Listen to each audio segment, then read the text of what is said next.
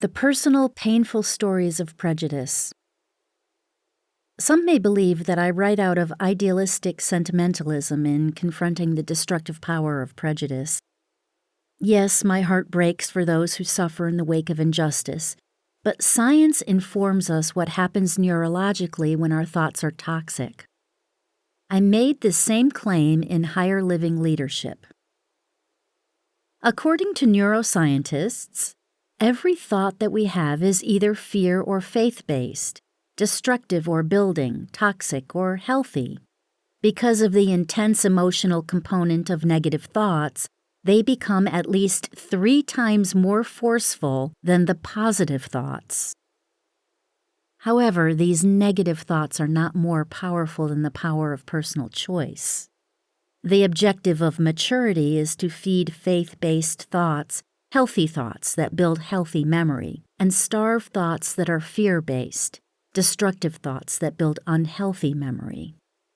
Part of the process of the brain's maturation is to make neural connections from the reward center, the place of emotional reaction, of the brain to the executive prefrontal cortex. It is the utilization of the prefrontal cortex that gives the ability to focus, organize, and strategize.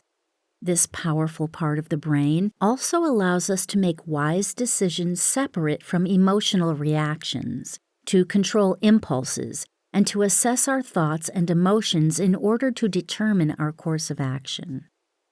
Simply speaking, the thoughts we choose to accept or reject will allow us to think objectively, rather than subjectively, through emotion or experience.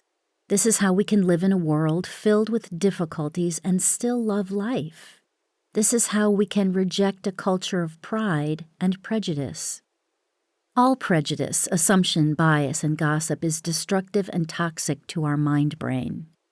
Negative thoughts are more forceful because they are accompanied by intense emotion, which establishes an automatic fear-based pattern of thought. Though we are not born with prejudice, our minds can quickly adopt belief systems that reject anything that is different than our own passion-driven programming. We will fight for a subjective cause, even when faced with objective proof of its inaccuracies, because we feel it so strongly and so deeply. It is human nature to be critical of what we do not understand.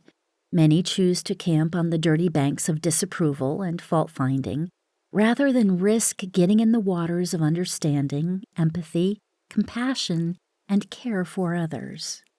We can be washed internally by a choice to hear another's story and learn to love. The wise Maya Angelou said, "If we lose love and self-respect for each other, this is how we finally die." Dr. Martin Luther King Jr. said, "I have decided to stick with love. Hate is too great a burden to bear." Each one of us have stories of injustice, pain, loss, and sorrow. We can both empathize and be a part of the solution by the way we live, love, and lead, or we can pity ourselves into powerlessness and victimization. Maya Angelou also said, "History, despite its wrenching pain, cannot be unlived, but if faced with courage, need not be lived again." While writing this book, I asked a large and diverse group of people if they would be so brave as to share their stories with me. And you. I was in awe of the number of responses I received. Many have requested pseudonyms to protect the innocent, but wanted to share their past and present battles in order to confront the evil of prejudice personally and head on. I applaud their courage and heart to be part of the solution. Allow your heart to feel their pain. How do your experiences connect to theirs? Be self-aware and be willing to silence the internal voice of bigotry within. This is so important because understanding removes prejudgment.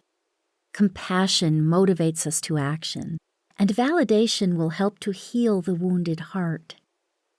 You see, neurologically speaking, what we believe and what we do for the good of others feeds back into our own brains and heals us. When we think right, we do right, and therefore experience an internal peace. As you read the following true life experiences and the viewpoints of different cultures, you will see that prejudice is a worldwide epidemic. It is a belief system that shames others in order to exalt self. You will see that prejudice is not exclusive, but infiltrates and separates anyone who is or believes differently. Each one of the following individuals desired to share his or her story with a heart for healing and reconciliation. You will hear from men and women from various generations, with diverse ethnicities and cultures, and all with different religious beliefs and socio-economic lifestyles. Real-life stories reveal the pain of prejudice.